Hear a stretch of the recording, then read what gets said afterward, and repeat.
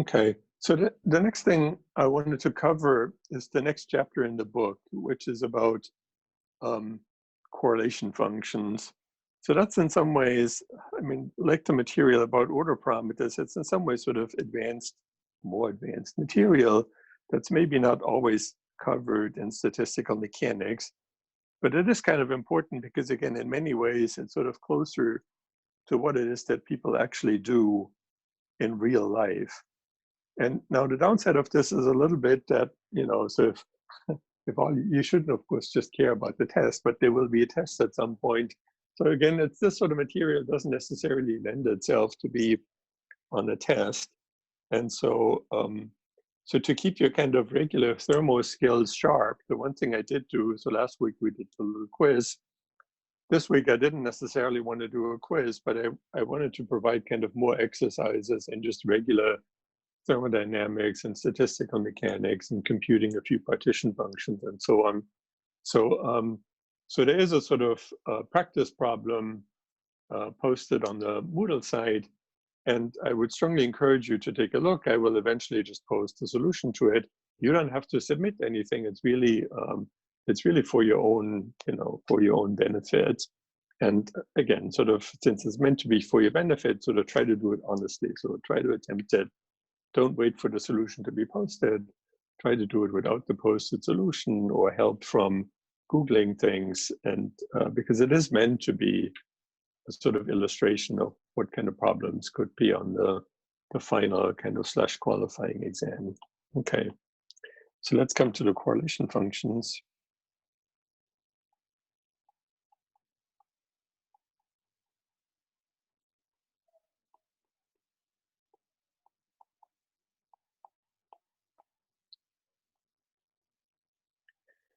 So there are any number of reasons why we care, but one of the reasons is that this is in some sense how experiments are done. Okay, so a typical kind of experiment is something like the following. So there's a piece of material, and in a real experiment, it's actually one of the important aspects is that you may not be entirely sure exactly what it is and how it works and what the relevant degrees of freedom are. But just for sort of illustration, imagine that the relevant degrees of freedom are somehow spins. So this is some kind of magnet, say.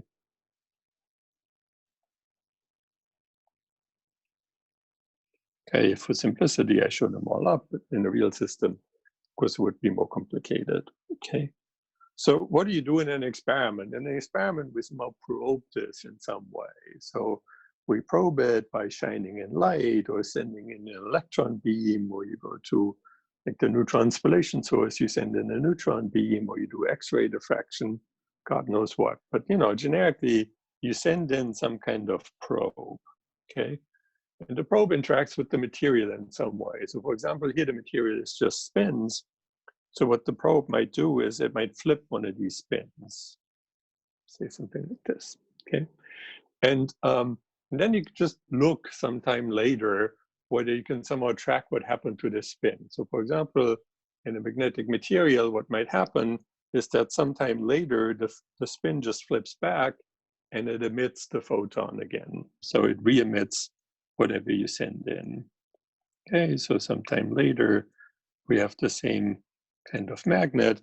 And the amusing thing that, for example, might have happened in the meantime is that this flipped spin actually migrated through the system by a little bit. Maybe it's now over here. Okay, but now it decides to flip back, and in the process, it re-emits whatever you send in, an X-ray, a photon, infrared radiation, God knows what. Okay, so this is sometime later. And I'll make this a little more specific a little bit later, but generically what this experiment will measure is some correlation function between what was the likelihood that the spin had a certain value at some point x and some time t, and combined with the fact that you see, so you have some observable, so this S here could be magnetization, and the magnetization has a certain value at some point x and t, and then you're asking yourself, given that it had a certain value at time t and point x, what is the likelihood that it has some other value at some other point and some other time, okay? And this quantity we just call the correlation function. And generically, this correlation function, in principle, it depends on two places and two times. But for any system that's sufficiently large and sits there for sufficiently long, of course, it only depends on the difference. So it depends on x minus x prime and t minus t prime. Okay. So this object we call the correlation function. That's why it's called C. And this S could really be anything. So this is any kind of observable.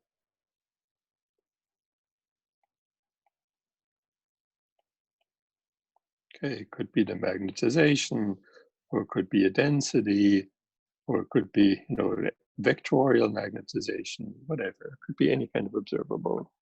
Okay. And so there are, of course, a bunch of special cases, like, as we'll see, there are a variety of experiments that don't focus. So this depends on space and time. But say, for example, a simpler situation is to just focus on space. So that particular observable we call an equal time correlation function.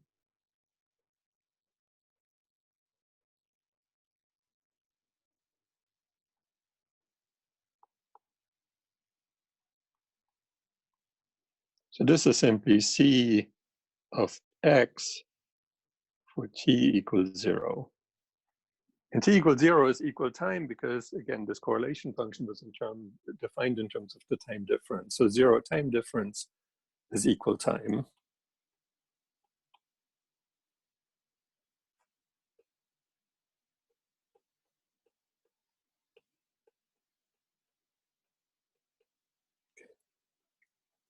So, so one of the things that this equal time correlation function can be used for is like the system I drew on the left.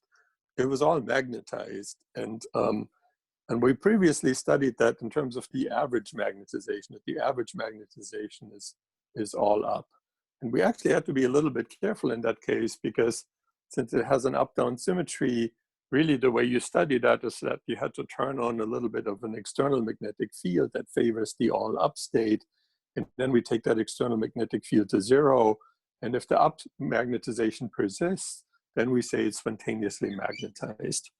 But there actually is another way to think about this, and that other way to think about magnetization is something called long-range order.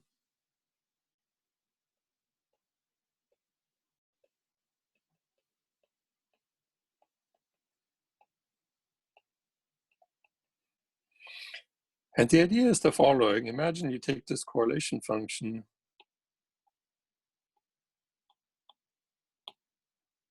So we have this correlation function. So this is some distance r.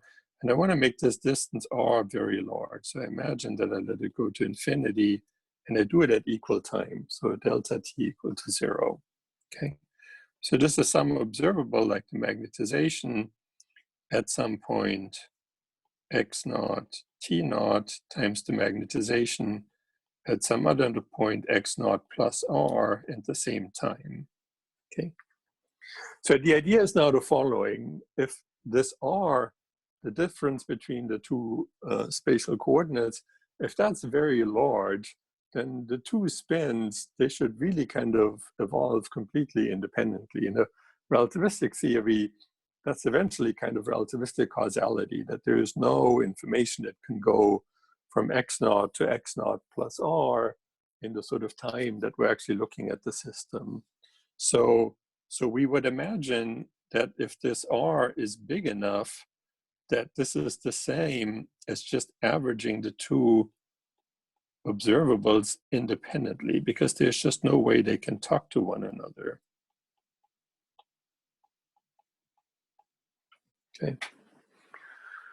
And now, if that's the case, then these are ordinary averages over the system. And so if the system is magnetized, number one, it shouldn't, any place in the material is somehow the same. Whether I compute that average at some point x naught or at some point x naught plus r, that shouldn't really matter. And if it's indeed magnetized, they should both have the same magnetization. So in that limit, this should just be the mean magnetization times the mean magnetization of the system.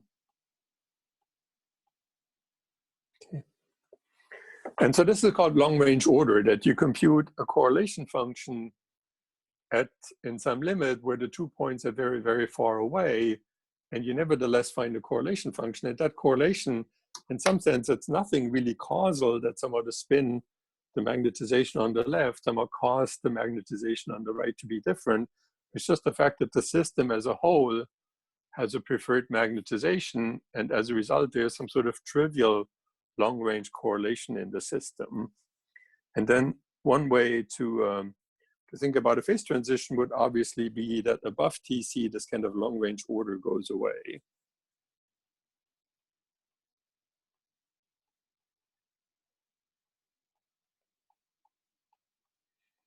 So we would imagine that if we do the same thing above TC, we measure the same correlation function for long distances and equal times. So we would imagine that that's now zero because there's no mean magnetization in the system. And now we just revert to the fact that, well, the spins are totally uncorrelated because they're so far away, they can't talk to one another. And so as a result, above TC, there's no long-range order in the correlation function, and below TC, there's somehow long-range order. What is amusing, by the way, is kind of what is the behavior directly at TC. So in practice, by the way, what this typically means is that above TC, the correlation function will somehow decay exponentially. So typically, and we'll see examples of that, how that might work. You find that C is some e to the minus alpha times r, and that's how it goes to zero. It goes to zero exponentially fast. Okay, at any finite separation, there's a little bit of a correlation. If you see one spin being up, then there's a somewhat enhanced likelihood that the nearby spin is up as well. But if you go sufficiently far away, there's no correlation. So the one thing that actually is kind of amusing is what exactly is the behavior directly at TC. And directly at TC, what one typically finds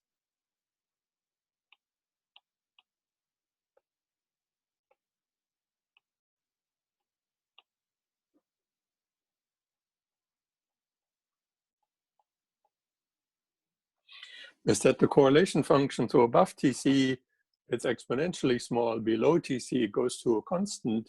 So at TC, it kind of compromises.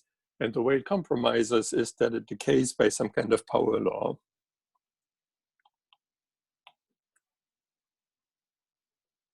So C of R, if R is sufficiently big, it goes as 1 over R to some coefficient.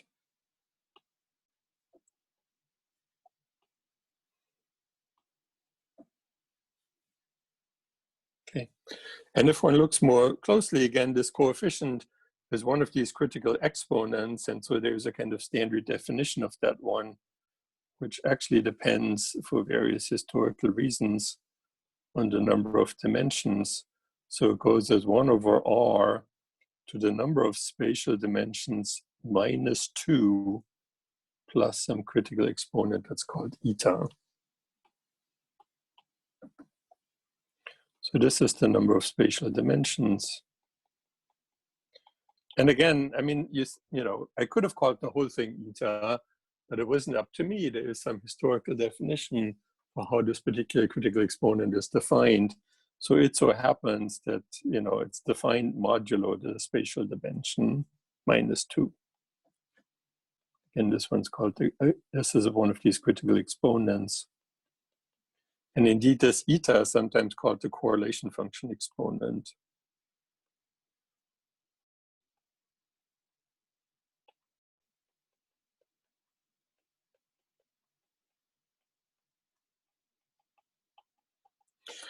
This correlation function exponent, you can measure it in the little Metropolis code that you wrote. So you can now add a new subroutine and just compute the value of the magnetization at 0, and then compare it to the value of the magnetization some distance away.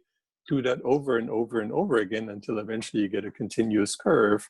and see if in the vicinity of TC that continuous curve looks like 1 over x to some power, and if you can read off the power. It's actually, again, numerically somewhat difficult to do this well, but in principle it's extremely straightforward to do. It's, you know, again, 3 more lines in your code. And in addition to that, it can be experimentally measured by methods that we'll discuss in just a little bit. And so I can just tell you what you find. So if you do this for the easing model, again, you can just do this numerically. If you do it in 2 dimensions, this eta comes out to be 0.25.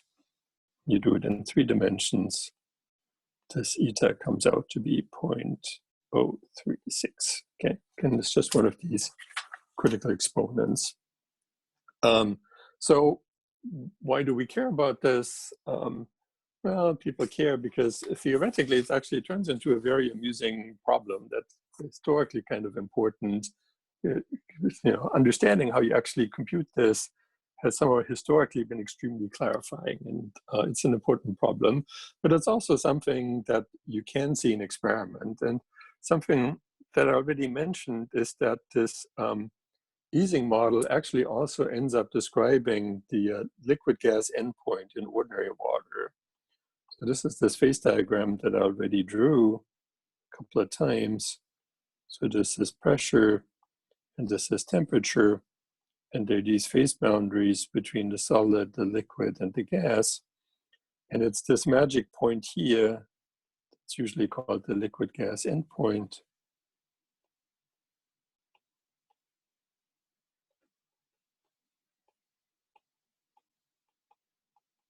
Okay.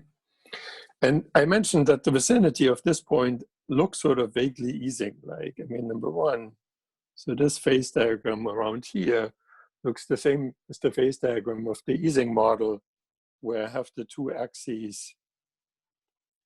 One axis was temperature and the other one was external field. So the claim is, and there's a similar line of phase transitions in here. So the claim that I previously made is that, so this is easing. Okay, this is water. So the claim I previously made is that these 2 things are actually analogous. So in the liquid gas case, what is it that one can measure?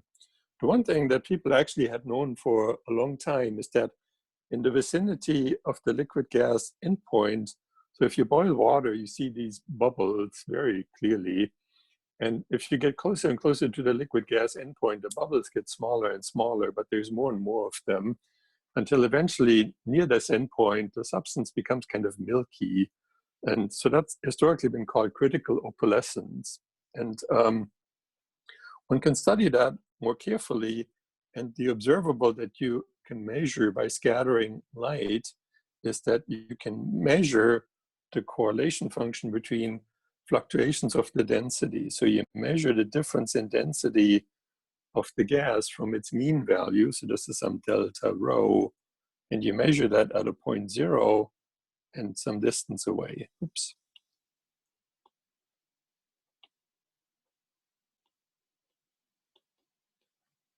Okay, so here delta rho is simply the difference in the density, so the actual density minus the mean density in the gas. It's a fluctuating thing, so sometimes this is a little bit bigger, and sometimes this is a little bit smaller. So at any moment, if you take a snapshot of the density as a function of r, okay, it has some kind of mean value, so this is rho, but then of course it sort of fluctuates around that.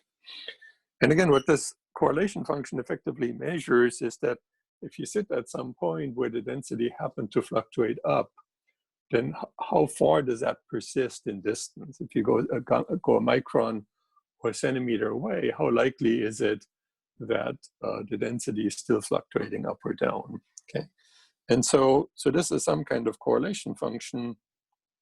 And what one finds for this correlation function near TC, so near the critical endpoint, is that indeed it has this kind of easing behavior. So delta rho, oops, delta rho of 0, delta rho of r at equal time goes as 1 over r, and for easing this ends up being 1.0 0.036. So this is this d minus 2, so the dimension is now 3. 3 minus 2 is 1, and then we have to add this little eta, but eta was actually a very small number. So this critical opalescence, really what it corresponds to is very vigorous fluctuations in the density that are effectively long range, because the correlation in density does not fall off as an exponential, it just falls off as a power. So critical opalescence is power law behavior in the density correlation function. Now, you can ask a slightly more complicated question, which is not correlations in space, but correlations in time. So you can ask, given that the density fluctuated, you sit at a given point, you see that the density fluctuates up a little bit, what is the sort of persistence in time of an upward density fluctuation? So this is now a correlation function where we set r to 0, so we measure it at the same point, but we do measure it as a function of time, okay? And then again, in general, this falls off, this either is a constant because the system is ordered in some way, or it falls off exponentially, but near TC, one finds this kind of power law behavior. And so what one finds near TC is a power law behavior. So you can again try to describe it by some exponent d minus 2 plus eta. But in time, it turns out to be different than in space. So somehow one has to correct. And again, historically, what people defined is a sort of correction factor, which they call Z. So the Z has a name, and it's called the dynamical critical exponent.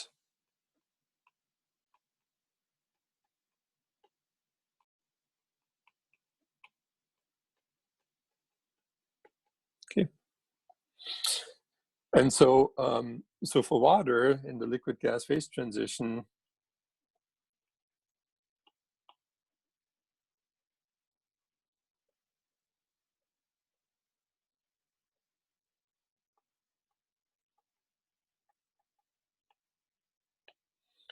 this Z ends up being about 3. So this is about 3.05, okay? So this means this correlation function C of t, it decays as 1 over t to the about 0.3. Okay. So, so again, there is, by the way, here a complication, which again, historically was kind of important, and several Nobel Prizes were awarded for figuring out how to do this quickly, which is that I mentioned that the spatial correlation function, so the density correlation function in the liquid gas phase transition is exactly the same as the magnetization correlation function in an ordinary Ising magnet. But this dynamical critical exponent, this Z, is actually different. So so this is a sort of side remark. So in a D equals 3 three-dimensional Ising model, Z actually turns out to be 2, not 3. Okay. And the fancy way to say this is that there's static universality. So static universality refers to anything does not depend on time. And in terms of static universality, some water is the same as a magnet. But in terms of dynamic universality, so universal behavior in time, water and the magnet turn out to be different. So again, the fancy way to say this is that they're different dynamic universality.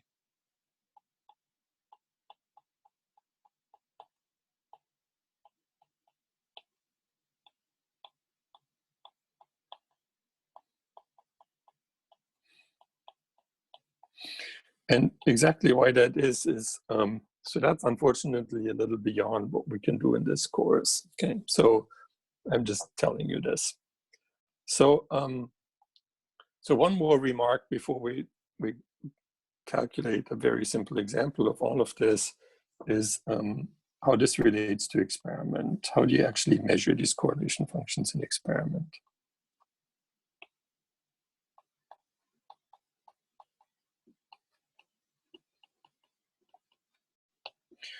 So there's many ways to do this. As I mentioned, if you have a metropolis simulation, it's actually very straightforward. You have all the information available to you. You just compute the magnetization at some point x comma t, and then you compute it at some other point x prime and t prime, and you just multiply them together, and you do it many times, and you average. That's a correlation function, so that can always be done.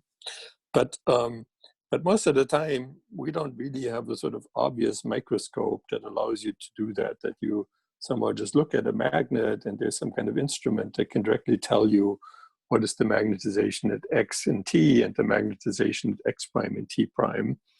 And in part, the problem is usually that the scales over which this correlation function varies are sort of microscopic in many actual materials made of atoms. It's sort of really over kind of microns that it varies. So how do you get sufficient resolution to see this? And so indeed, the typical experiment that people end up doing is sort of X-ray diffraction or neutron scattering.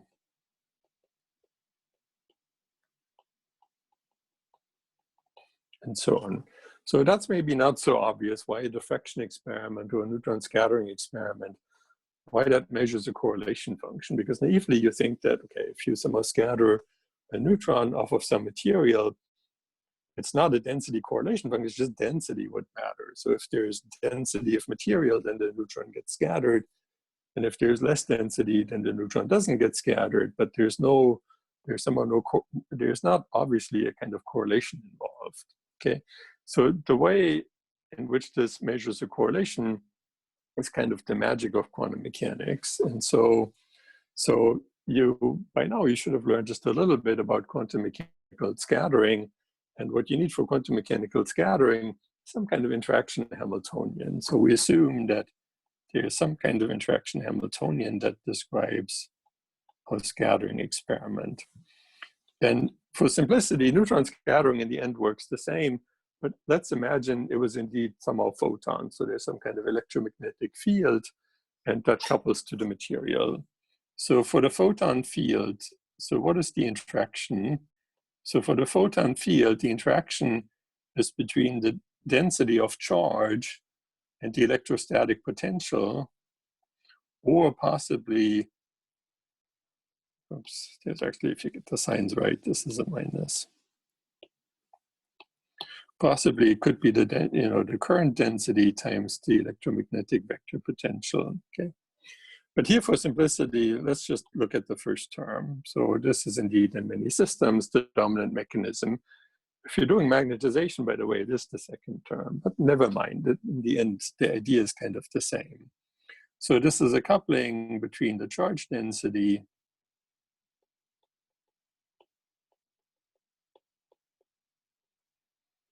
and the electrostatic potential.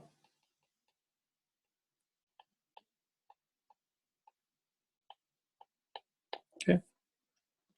And let's assume now that indeed we send in a photon. Photon is a complicated thing, but what it is somehow a quantized electromagnetic wave. So we assume this phi has a form which is something like phi is of the form that there's some amplitude phi naught, and then it's spatially modulated with some kind of wave vector k. So this is just a plain wave.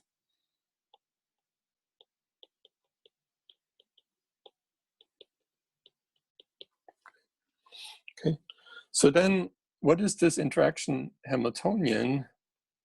So this interaction Hamiltonian is then d3x phi naught e to the ikx of rho of x, okay?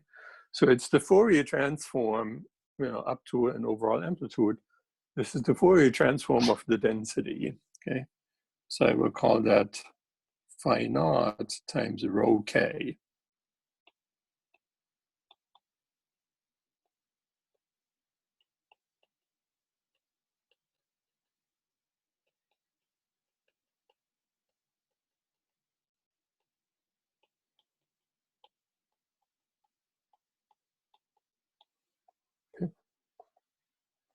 So now comes the magic. So again, so far this didn't really have all that much to do with quantum mechanics.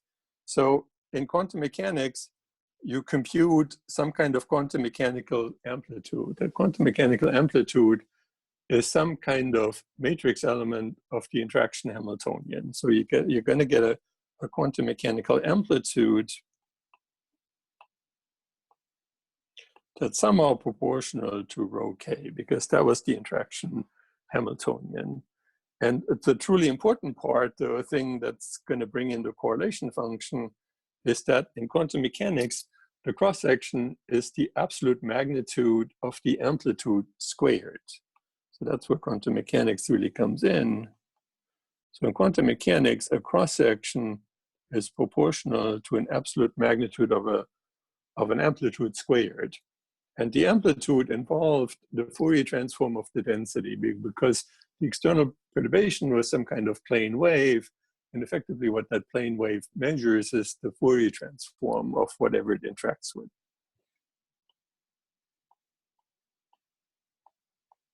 Okay. So that's the crucial observation, that the thing that matters is the absolute magnitude of the Fourier transform of the density. So thanks to the fact that in quantum mechanics I had to square the amplitude, we already have 2 powers of the density that came in. So now it becomes kind of more apparent how it can be that effectively this is some kind of correlation function. Okay, so let's write this out more detail. So rho k absolute magnitude squared is rho k times the complex conjugate of rho k. Okay, and rho k was the Fourier transform.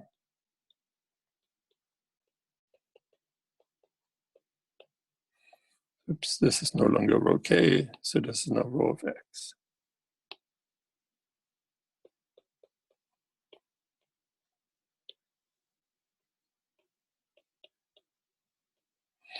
And so this is the complex conjugate, so this comes with the minus sign. Okay. So this minus is from, because this is rho k star, and this is rho k. Okay. But now you can rewrite this just a little bit. So I can put the 2 integrations together. So there's 2 integrations because it was 2 Fourier transforms. Both of these involve the same wave number k, but one is effectively plus k and the other one is minus k. So this is e to the I k x minus x prime, rho of x, rho of x prime. Okay. And maybe at this point it's already apparent to you what this is that this is just a Fourier transform of the correlation function, because it now, the Fourier factor only involves the difference between the 2 arguments. You can make this a little more explicit as follows. So you can observe that there's still 2 integration variables floating around, but obviously the Fourier transform is only with regard to the difference. So really, you should somehow change variables from x comma x prime to something like the average and the difference. So x bar would be 1/2 x plus x prime, and y would be kind of x prime minus x. So strictly speaking, when you do that, there's a Jacobian. I don't want to compute that Jacobian now, but it's a moderately trivial calculation to see that this Jacobian is just 1. It doesn't change anything. That's loosely speaking because previously we had an integration on x and on x prime, and now by changing variables to x plus x prime and x minus x prime, you just rotated it by 45 degrees. Okay. So so what is this integral then? So now I have an integral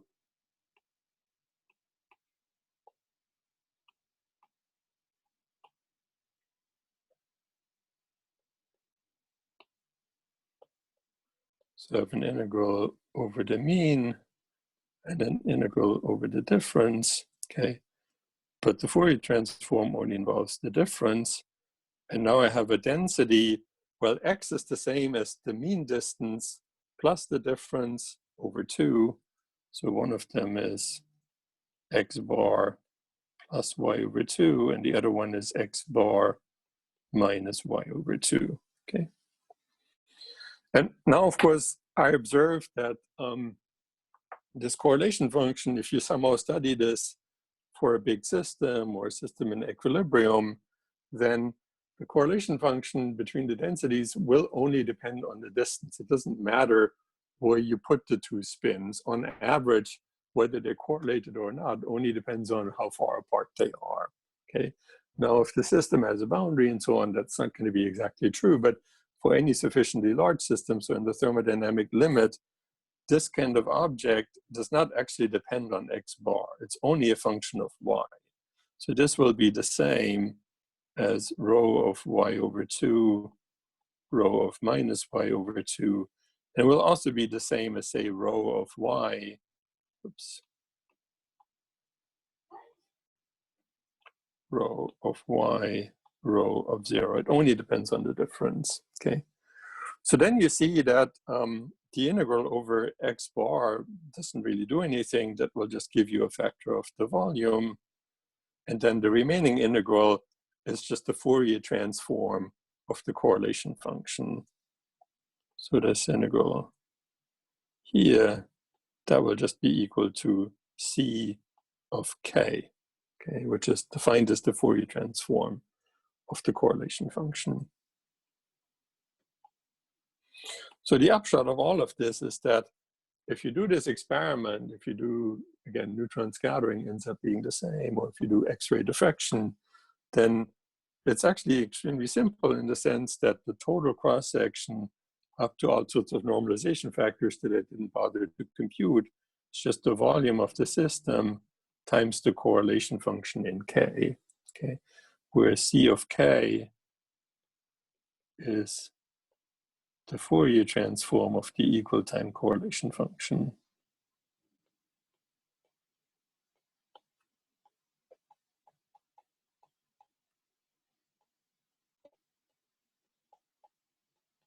Okay. So in many experiments, if you do the sort of most naive scattering experiment that you can possibly imagine, it ends up that indeed you are measuring some kind of correlation function. You just have to figure out precisely what. And the precisely what will indeed depend on precisely what this quantum mechanical interaction Hamiltonian is, but the sort of result is quite generic, that a cross-section just ends up being a Fourier transform of a correlation function. Okay. So a famous result, for example, of this kind of exercise is that if you measure, say, far away from the critical point, you measure this kind of correlation function,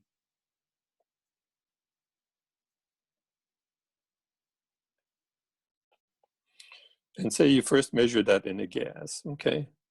So, so in this case, the correlation function indeed is just density. So there is a mean density in the gas, of course. There is going to be at small distances, you know, you will see some kind of molecule. Of course, if you're really, really close, then you still see the very same molecule. So there's going to be a very short range spike. But then again, in the gas, there's no correlations between the particles. So this correlation function is just some kind of constant. But if you do the same measurement in a liquid, it somehow looks more interesting. In a liquid, what you find something like this. Okay, so in a liquid, there's no, so liquids are not crystals. There's no long range order. So it's not true that if you know where, in a solid, after all, if you know where one atom is, you know that since it's a periodic arrangement, you know that this kind of density distribution will continue to oscillate forever. And the amusing thing about a liquid is indeed that a liquid is somehow halfway between a solid and a gas. So in a real solid, this would have oscillated forever, but in a gas, but in a liquid, it still oscillates a few times. So the liquid somehow in short distances is trying to become a solid, but it doesn't quite work. Ultimately, there's somehow too much thermal fluctuations, and ultimately it looks kind of like a gas. It's disordered at long distances, but there's some order at short distances. Okay, So these sorts of experiments really do tell you something about the structure of these systems. So here there's some kind of short range order.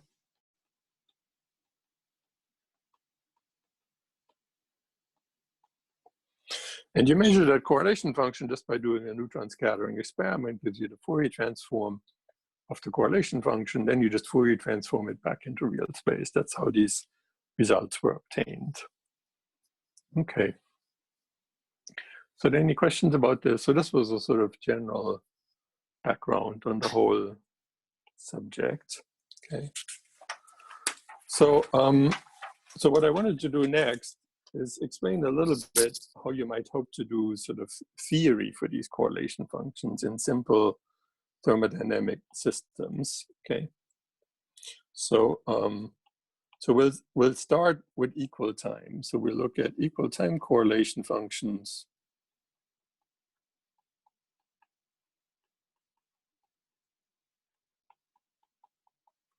And we're going to do that in thermal equilibrium.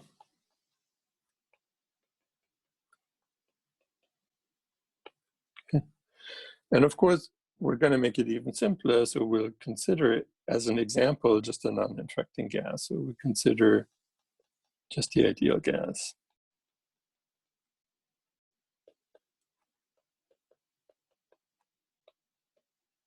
Okay. So somehow what we want to know is that if I take an ideal gas and at any given moment in time, I do this kind of snapshot of the density, then there will be an average value, but then it fluctuates around that somehow. Okay. And we want to characterize these kinds of fluctuations. And it's clear that that's not hopeless because we've already done something similar before. We somehow saw way at the beginning of the class that in thermal systems, somehow fluctuations are related to ordinary, what I call susceptibility. So derivatives of the partition function with respect to various thermodynamic variables like chemical potential, somehow fixed fluctuation observables.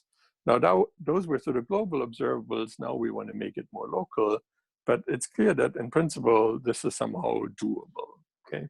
So the particular correlation function that we have in mind here, by the way, is that, again, there is obviously an average to the density. So the correlation function we would be interested in is something like, we take, again, this kind of delta rho. So we take rho of 0 minus the average rho times rho of r minus the average rho. Okay. So this is the sort of object that previously we called delta rho of 0, delta rho of r. So that's the correlation function we want. Okay. More generally, this will be a function of time as well, and we'll actually get to that question, how you compute it as a function of time. Okay. So, so we need to know what is the probability to find some configuration where locally the density fluctuated up a little bit or it fluctuated down a little bit. And that problem we actually already kind of solved. So in the grand canonical ensemble, the probability to find some configuration of n particles that had a Boltzmann factor governed by the free energy. And we saw that you could do that locally. You could define the free energy A as an integral over some kind of free energy density, okay? And it's this free energy density that somehow knows about the local probability that some density occurs. So the probability that there is some configuration where the density locally is rho of x is just e to the minus a over k Boltzmann t. And so this is e to the minus 1 over k Boltzmann t times t3x of f, okay? And this f is an explicit function of the density. And in fact, the specific function that we encounter for the ideal gas, we already wrote that down. Again, if you go back a little bit, we saw that for an ideal gas, the dependence on rho is simply what you get by computing the free energy of an ideal gas and kind of divided by the volume. So it's just rho of x, k Boltzmann T, times the logarithm of rho of x lambda cubed minus 1. And this lambda, again, we encountered that previously, this lambda is the thermal de Broglie wavelength, which is only a function of the mass and the temperature of the particles. So this lambda is the thermal wavelength.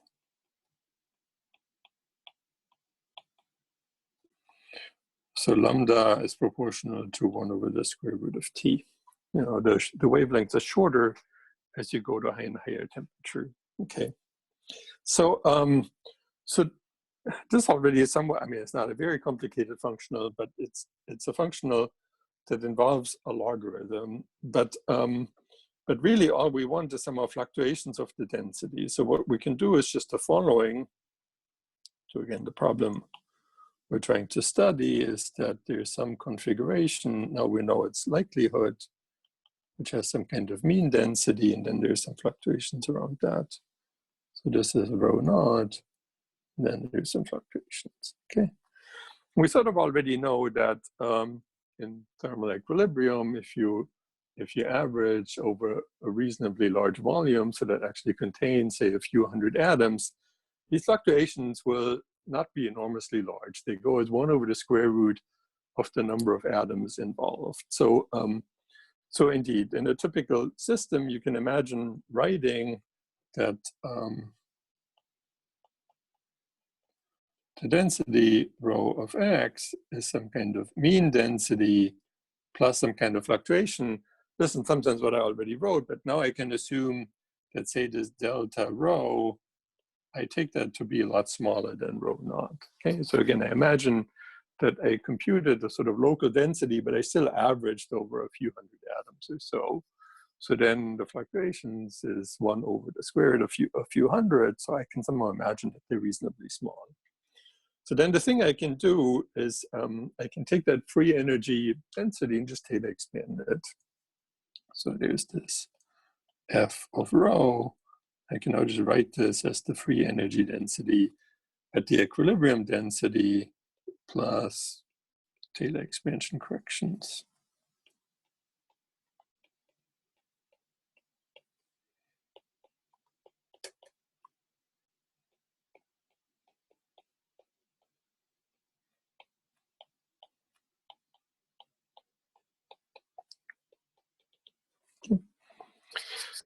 And that calculation we actually also kind of already did previously.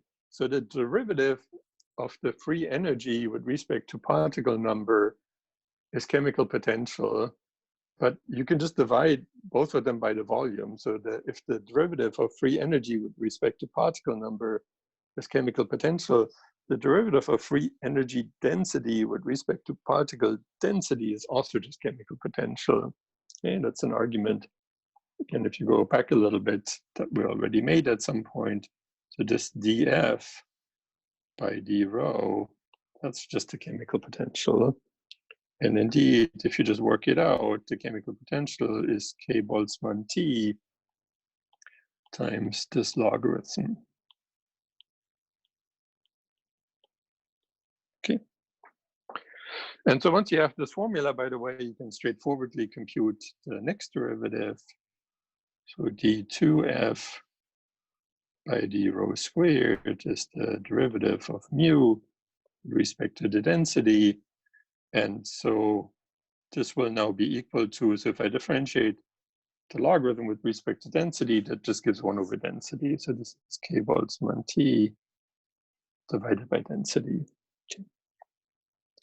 And in the following, this Taylor coefficient, I'll sometimes just give it a name. So this Taylor coefficient, just call this alpha for now, okay? So then effectively the formula we now have is that f of rho is some kind of f naught. So that's just f computed at rho naught plus mu times rho minus rho naught plus a half alpha rho minus rho naught squared. Okay. So in equilibrium, the system somehow optimizes its density. And that actually means, again, we minimize, so we maximize the Boltzmann factor. So we minimize the free energy. So at the minimum, the linear term, of course, is 0. And in fact, even if you fluctuate around that, so if you just average over the whole system, just by conservation of particle number, if the density locally fluctuates up, then it somehow overall must always compensate. So on average, this factor rho minus rho naught is 0 on average. And indeed, it's always 0 if you just integrate it over the whole system. Okay. So then f of rho can indeed be written as, so f of rho is just some kind of f naught plus alpha over 2 rho minus rho naught squared.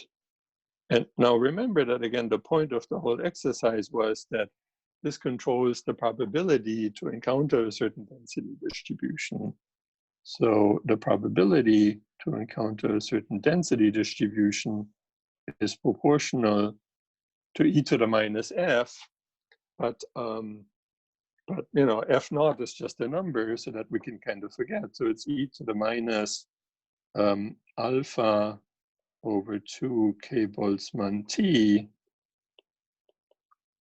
rho minus rho naught squared. So so it's just a Gaussian distribution, and in particular, you can imagine that you somehow just look, again, we made a similar argument earlier when we talked about free energy densities. You can imagine that you have some kind of volume filled with gas, and you can just divide this into little boxes or little cells. Okay, something like this. And then at any moment, of course, you can somehow look how many atoms there actually are. So on average, all cells have the same number of atoms, but of course, in any particular configuration, some of them will have more and some of them will have fewer. So you have some kind of cell. Okay, you could give them an index, so there could be a cell called I, and all of these cells, they have some volume, delta V. Okay. So then for a given cell, you can just ask, what is the probability to encounter a certain density inside a cell? Okay, so this probability is now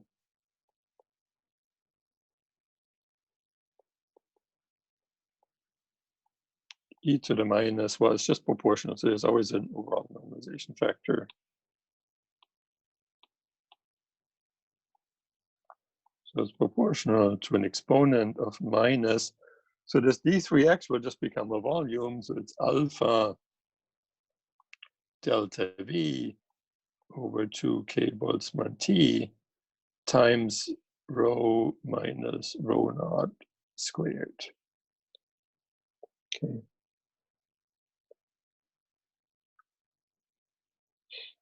So so in particular, this probability P of rho J is just a Gaussian.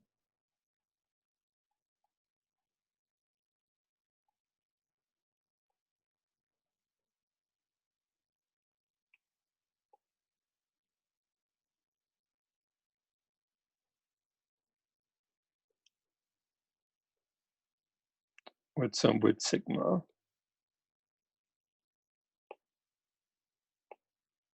Okay, so the width sigma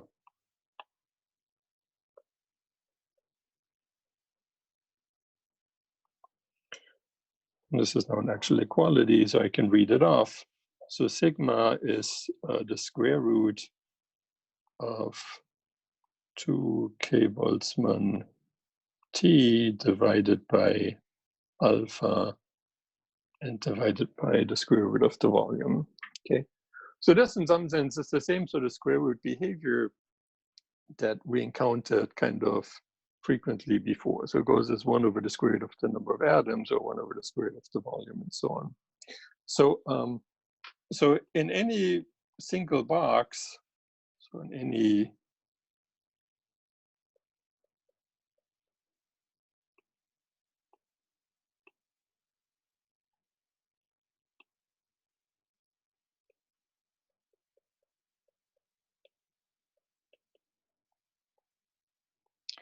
if you compute rho minus rho naught squared, again, since it's just a Gaussian distribution, this fluctuation will just have this width, so this will just be equal to sigma squared.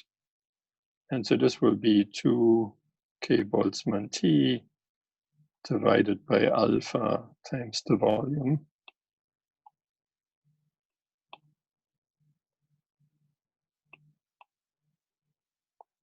Okay, so it's a Gaussian distribution.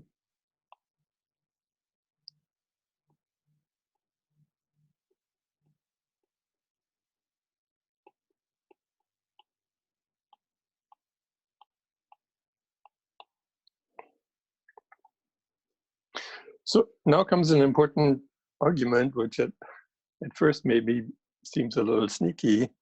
But so in a given cell, what you observe is just Gaussian fluctuations, okay?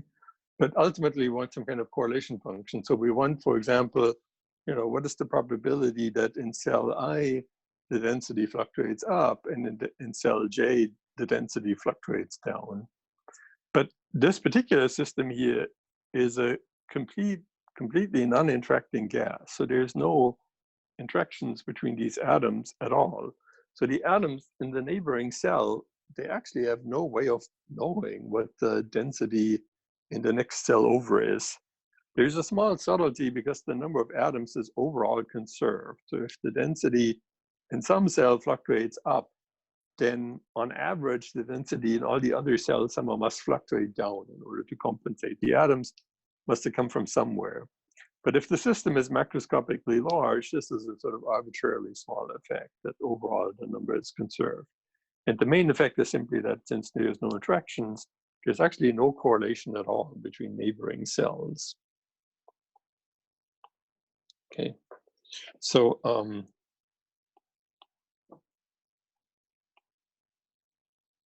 so we observed that different cells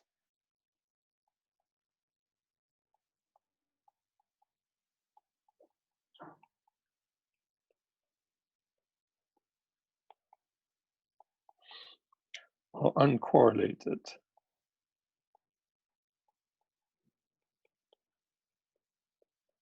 Okay, so it means that you have some cell I, rho minus rho naught, this could say fluctuate up or fluctuate down, then it's totally uncorrelated with what happens in some other cells in J. So this correlation is just 0, which is roughly saying that imagine the first factor fluctuates up, then it's equally likely that the second cell fluctuates up or fluctuates down because they don't know about each other. And so then on average, this correlation must just be 0. Okay. So this is all somehow arguing about cells. So now imagine that you make the cell volume smaller and smaller, but again, we're somehow always in the thermodynamic limit, so we're making it smaller and smaller so that eventually we get a continuous correlation function, but we're always keeping the cells big enough that these kind of thermodynamic arguments are valid. And in a real system, that, as I mentioned before, is actually not really a problem because you have 10 to the 23 atoms, so you can effectively construct a continuous correlation function all the way down to a scale of a few hundred angstroms. So you still average over a few hundred atoms, but overall you have 10 to the 23 atoms or something, okay? So in a continuous system,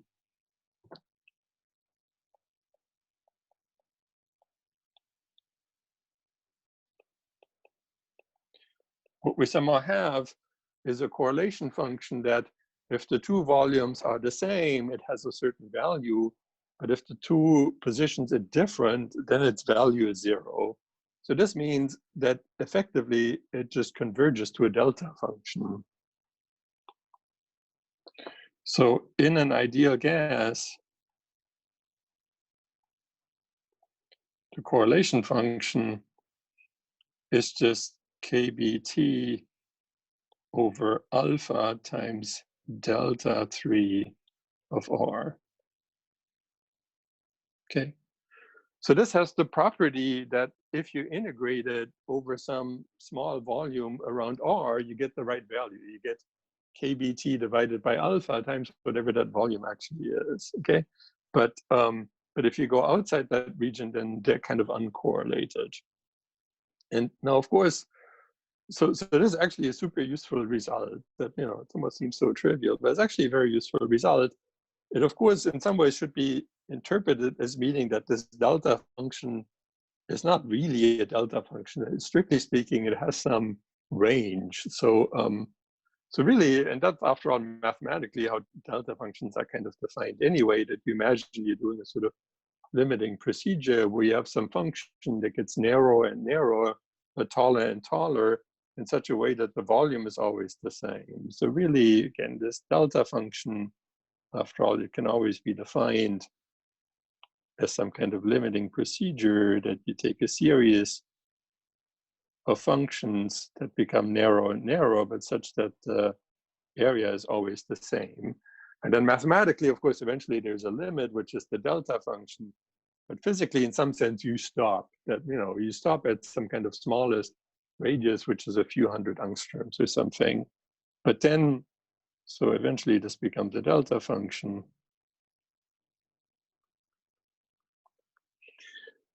But then the result where you express it in terms of a delta function is valid at essentially any distance. You know, it's true for all distances, except that R is maybe less than 100 angstrom, then you should really resolve the delta function.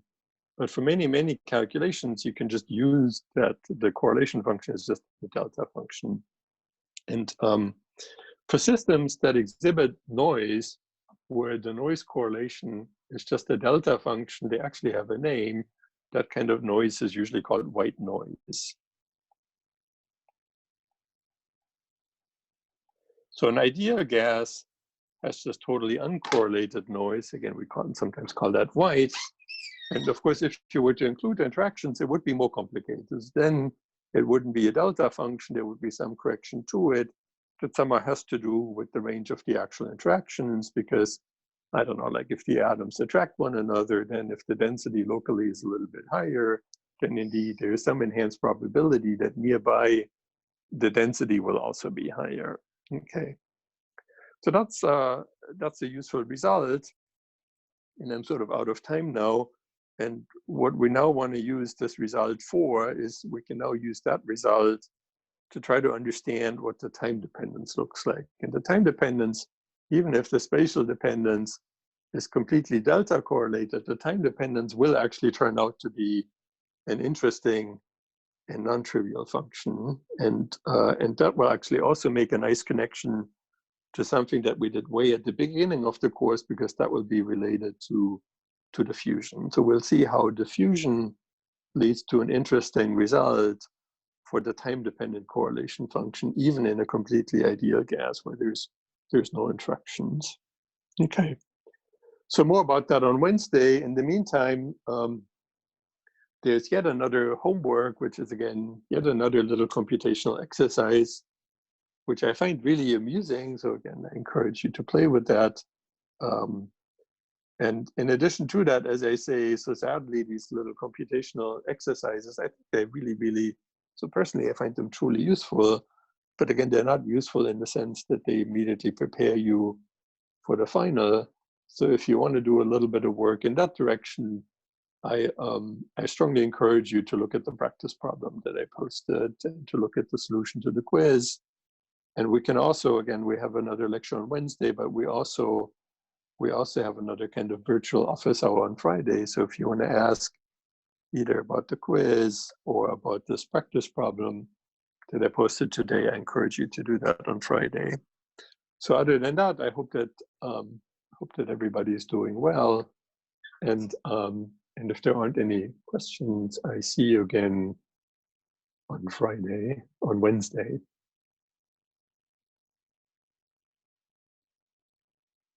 Thank you,